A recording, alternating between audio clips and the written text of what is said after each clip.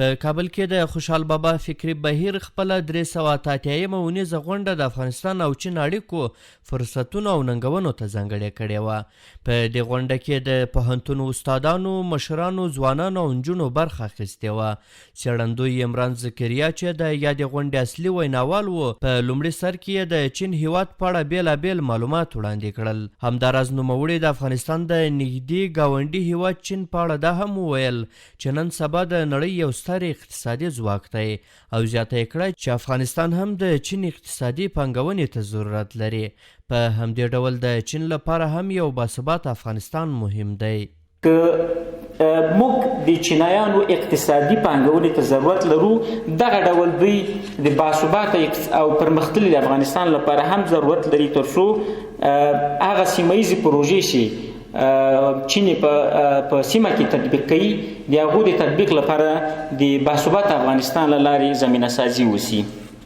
نوموړي د بحث په دوام کې د چین په بهرني سیاست کې د سوله ییز ګډ ژوند 15 اصول بیان کړل چې عبارت دي: لومړی حاکمیت او ځمکنۍ بشپړتیا ته د متقابل درناوي اصل، دوهم پر یو بل د نه تیري متقابل اصل، دریم د یو بل په کورنیو چارو کې د نه لاسوهانې اصل، څلورم د برابرۍ او دوه اړخیزو ګټو اصل او پنځم د سوله ییز ګډ ژوند اصل. د غونډې ځوانو ګډونوالو وویل چې دا ډول معلوماتي ناستې ډیرې مهمې دي او زیاته یې کړه چې چین هیواد زموږ یو له ستراتیژیکو ګاونډیو هیوادونو څخه دی.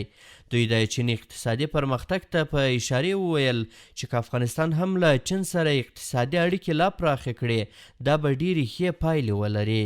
رابطه چین او افغانستان از د چین او افغانستان ترمنځ اړیکې که ووایم چین یو زموږ له ښو او ستراتیژیکو ګاونډیو هیوادونو څخه شمیرل کیږي، ځکه چین د نړۍ په کچه په اقتصادي برخه کې پرمختللی هیواد دی.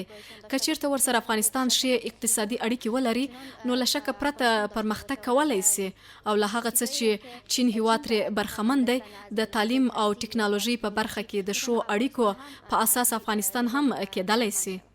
ما د افغانستان او د چین د اړیکو تاریخ او د دې اهمیت زده کړ چې افغانستان د خپلو همسایه او ګاونډیو ملکونو سره څه ډول اړیکې او له کومو اړخه دا اړیکې مهمې دي او کومې مهمې اړیکې ورسره پالي. د غونډې څو تنو ګډونوالو هم دا ډول غونډې چې د ګاونډیو هیوادونو په اړه پکې معلومات وړاندې کیږي د ځوانانو لپاره ډیرې مهمې وبللې. د چین سره اړیکې د افغانانو لپاره مهمې دي ځکه چې موږ ګاونډی هیواد دی، د ګاونډیانو پیژندل ډیر مهم دي.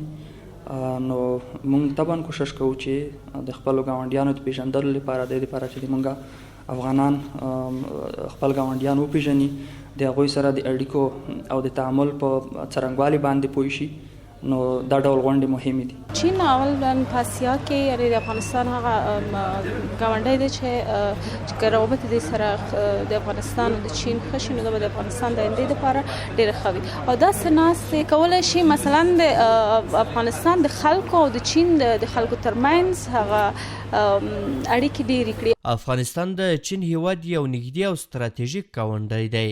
دوی په خپل منځ کې ډیرې ښې اړیکې پاللې دي، خو هم افغانان بیا دا غوښتنه لري چې له چین سره د زموږ اقتصادي او سوداګریزې اړیکې لا پراخې او د عامو خلکو ترمنځ دي د اسانه تګ راتګ زمینه هم برابره شي.